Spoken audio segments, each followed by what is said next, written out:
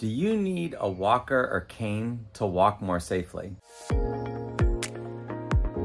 For seniors, there is always a big risk of falling. People over the age of 65 statistically have a 1 in 4 chance of falling each year. So it's a big problem. And a lot of people ask themselves, should I be using a walker or a cane or some type of assistive device to make my balance better? I've learned from being a physical therapist for 30 years that this is a very important question, but this is something that people are very sensitive to. And something happened early on when I was working as a physical therapist that really brought this point home. I had a gentleman who was in his mid-30s who had multiple sclerosis. He was an accountant, I remember, and he had had such a bad fall because of his weakness and his problems from MS that he ended up in the hospital with a broken hip. So when he came home, I was his physical therapist that was helping him at home kind of get back to independence. And right away I realized that his balance and his coordination was so bad that he really needed a wheeled walker. So he had a walker with 2 wheels in the front. And when he walked with that, he was completely stable. This guy walked with an absolutely normal gait pattern, walked upright. And I thought, this is perfect. So I practiced with him until this guy could walk almost a mile, and then I discharged him. I said, you know what, you're fine. I don't need to help you anymore. You don't need physical therapy. So the grocery store near this man's house had contacted the hospital. The hospital had contacted my agency because this guy had had 3 falls in the time since I had discharged him.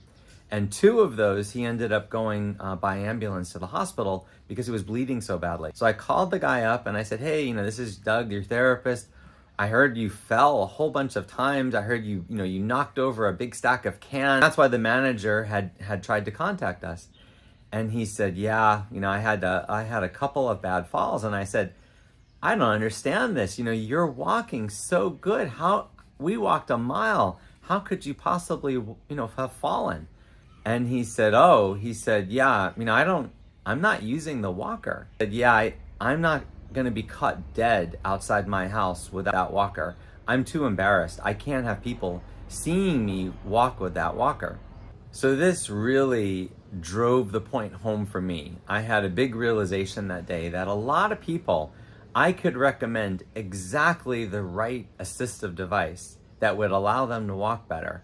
But whether or not they would take that advice and actually use that piece of equipment was a different thing. And what I had to learn was you really have to work as a physical therapist to convince someone that they're actually better off with the assistive device. And that's not a simple thing. It wasn't a matter of me just telling someone or watching them walk. They had to believe that. And what shocked me about this story, about this guy, was that he was comfortable with all of these people see him falling 15 times in 1 week and being bloodied and having to go by ambulance to the hospital. That was okay. But being seen with a walker was this horrible, embarrassing situation. So the truth is that a lot of people, this is true for them, that they would actually be safer, they would walk more, they would be more active if they used an assistive device. So there's something that I like to tell people, and I call it the shopping cart test. If when you go to the grocery store and you're pushing the shopping cart, if you feel that your balance is better, that you walk better, that you're more steady, that you can easily walk around the grocery store compared to how you are otherwise, then most likely you do need an assistive device. There's a lot of types of devices out there. There's canes, there's hiking poles, there's trekking poles, there's walkers that don't have wheels, there's walkers with just 2 wheels, walkers with 4 wheels, walkers with seats. There's all different types of equipment out there. And I agree, nobody wants to be seen with any of these pieces of equipment. No one wants to be dependent on something else.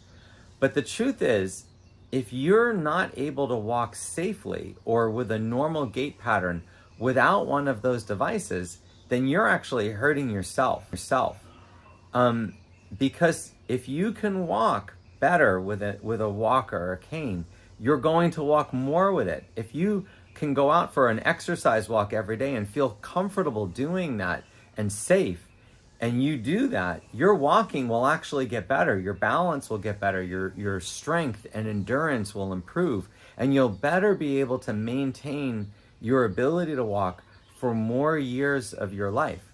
But if you resist that, if you insist that you don't want a walker, mainly because you don't want to be seen using a walker, or because you believe that using a walker will make you lean forward or make you somehow worse, I have to tell you that's incorrect. That's not true.